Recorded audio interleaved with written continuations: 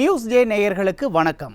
இன்றைய நாளின் முக்கிய நிகழ்வுகளை விரைவுச் செய்திகளாக நான்-ஸ்டாப் நியூஸில் பார்க்கலாம்.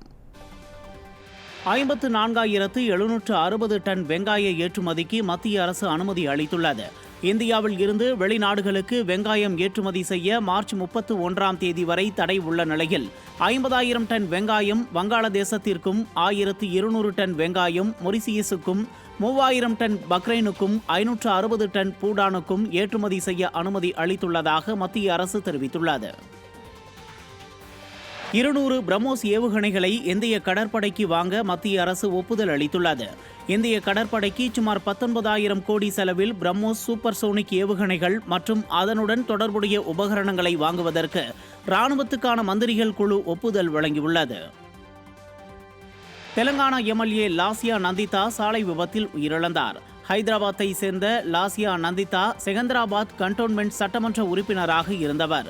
இந்த நிலையில் காரில் சென்றபோது எதிர்பாராத விதமாக கட்டுப்பாட்டை இழந்த கார் சாலை தடுப்பின் மீது மோதி விபத்துக்குள்ளானது. இதில் படுகாயமடைந்த லாசியா நந்திதா மருத்துவமனைக்கு கொண்டு செல்லும் வழியில் உயிரிழந்தார். ஹைதராபாத்தில் பல் சிகிச்சை பெற்ற பெண்ணின் உதட்டை மருத்துவர் வெட்டியது சர்ச்சையை ஏற்படுத்தியுள்ளது. பாதிக்கப்பட்ட பெண்ணின் தோழி வெளியிட்ட பதிவில், ஜூப்ளி ஹில்ஸ் பகுதியில் உள்ள பல் மருத்துவமனையில் பல் சிகிச்சை பெறுவதற்காக சென்ற தோழியின் உதட்டை மருத்துவர் வெட்டியதால் உதட்டை முழுமையாக நீட்டவோ சிரிக்கவோ முடியாது என குறிப்பிட்டுள்ளார். சமீபத்தில் பல் சிகிச்சைக்கு சென்ற புது மாப்பிள்ளை உயிரிழந்தது குறிப்பிடத்தக்கது. டெல்லியில் மார்ச் 14ஆம் தேதி மகா பஞ்சாயத்து நடத்தப்படும் என விவசாயிகள் சங்கம் அறிவித்துள்ளது. டெல்லியில் பேரணி நடத்துவதற்காக திரண்ட விவசாயிகள் மீது போலீசார் துப்பாக்கி சூடு நடத்தியதில் 21 வயது இளைஞர் உயிரிழந்தார். இதனையடுத்து 2 நாட்கள் பேரணிக்கு செல்லும் திட்டத்தை விவசாயிகள் நிறுத்தி வைத்தனர். இந்நிலையில் டெல்லி ராம்லீலா மைதானத்தில் விவசாயிகள் மகா பஞ்சாயத்து நடைபெறும் என விவசாயிகள் சங்கத்தினர் தெரிவித்துள்ளனர். ஜம்மு காஷ்மீரின் பூஞ்ச் பகுதியில் பனிகளை அகற்றும் பணி நடைபெற்றது. கடும் பனிப்பொழிவு காரணமாக சாலைகளில் அதிக அளவு பனி படர்ந்து காணப்பட்டது. இந்த நிலையில் ஜேசிபி லாரி கொண்டு முகல் சாலை பகுதிகளில் இருந்த பனிச்சரிவுகளை அகற்ற பூஞ்ச் மாவட்ட நிர்வாகம் நடவடிக்கை மேற்கொண்டது. குஜராத் மாநிலம் துவாரகாவில் ஒளி மற்றும் ஒலி நிகழ்ச்சி நடைபெற்றது. கோமதி காட் பகுதியில் நடைபெற்ற இந்த நிகழ்ச்சி பார்வையாளர்களை வெகுவாக கவர்ந்தது. ஒளி மற்றும் இசையுடன் இந்த நிகழ்ச்சியை பார்வையாளர்கள் கண்டு ரசித்தனர். கொல்கத்தாவில் உள்ள ஒரு ஹோட்டலில் ட்ரோன் மூலம் வாடிக்கையாளர்களுக்கு காஃபி, டீ வழங்கும் வீடியோ வைரலாகியுள்ளது. ஹோட்டலில் ஆர்டர் செய்துவிட்டு அருகில் உள்ள இடத்தில் அமர்ந்துவிட்டால் ட்ரோன் ஒன்று காஃபி விநியோகம் செய்யும். சால்ட் லேக் பகுதியில் உள்ள ஒரு ஹோட்டலில் இந்த வசதி அறிமுகப்படுத்தப்பட்டுள்ளது. ஆந்திராவில் சரக்கு ரயிலின் 4 பெட்டிகள் தடம் புரண்டன.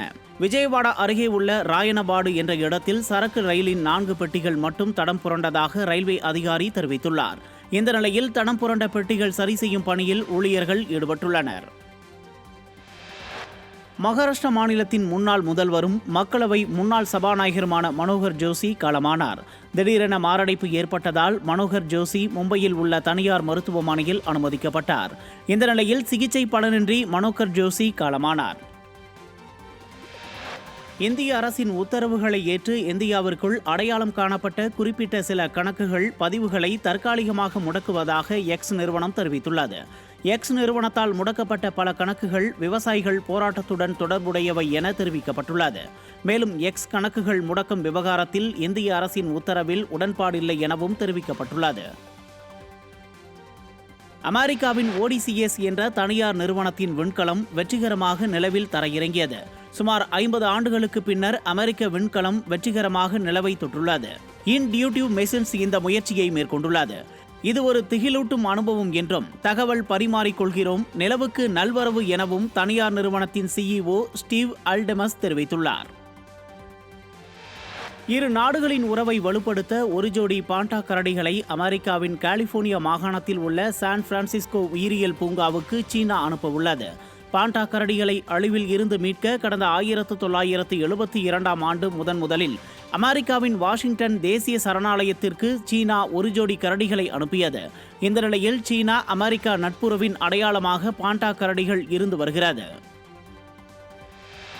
அமெரிக்காவில் மது அருந்திவிட்டு அதிக குளிரில் இருந்தபோது உறைந்து போய் இந்திய மாணவர் உயிரிழந்த நிகழ்வு அதிர்ச்சியை ஏற்படுத்தியுள்ளது. இல்லினாய்ஸ் பல்கலைக்கழகத்தில் படித்து வந்த இந்திய மாணவர் தவான் வெளியில் சென்று மது அருந்திவிட்டு வீடு திரும்பிய போது காணாமல் போனதாக தெரிகிறது. இதனையடுத்து நண்பர்கள் கொடுத்த தகவலில் போலீசார் தவான் உடலை கண்டுபிடித்தனர்.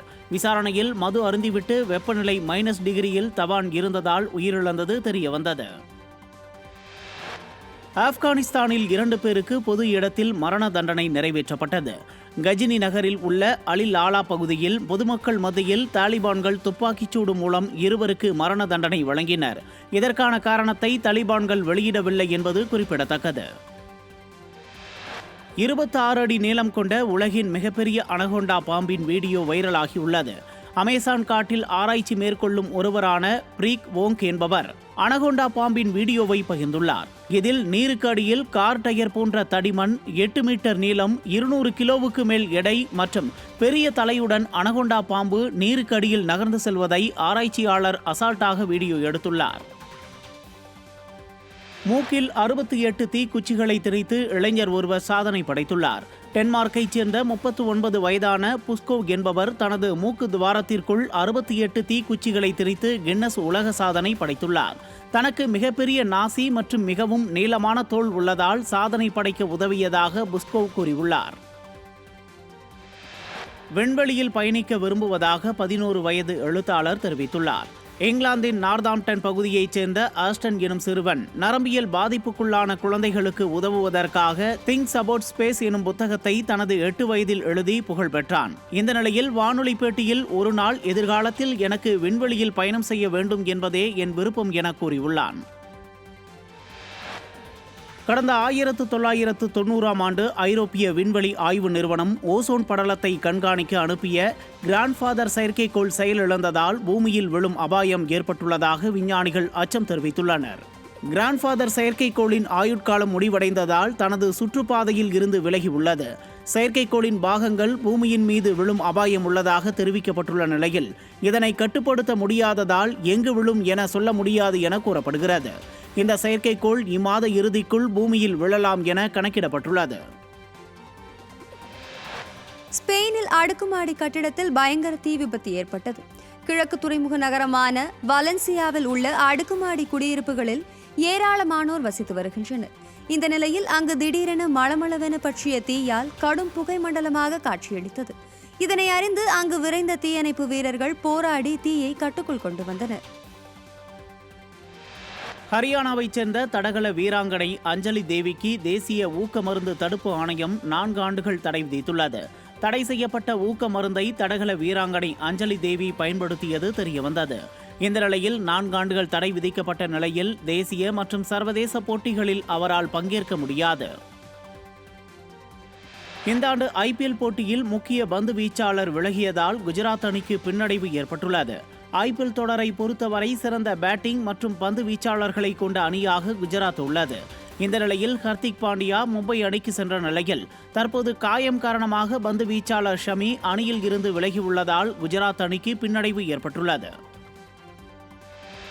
இந்த ஆண்டிற்கான 21 நாட்களுக்கான IPL அட்டவணை வெளியாகியுள்ளது. 17வது சீசனில் IPL போட்டிகள் மார்ச் 22ஆம் தேதி முதல் ஆரம்பமாகிறது. இதில் முதல் போட்டியில் சென்னை, பெங்களூரு அணிகள் மோத உள்ளன. சென்னையில் நடைபெறும் இந்த போட்டி இரவு 8 மணிக்கு நடைபெற உள்ளது. பெண்கள் பிரீமியர் லீக் 20 ஓவர் கிரிக்கெட் போட்டி பெங்களூருவில் உள்ள சின்னசாமி ஸ்டேடியத்தில் இன்று தொடங்குகிறது. 5 பெண்கள் அணிகள் கொண்ட போட்டி மார்ச் 17ஆம் தேதி வரை நடைபெற உள்ளது.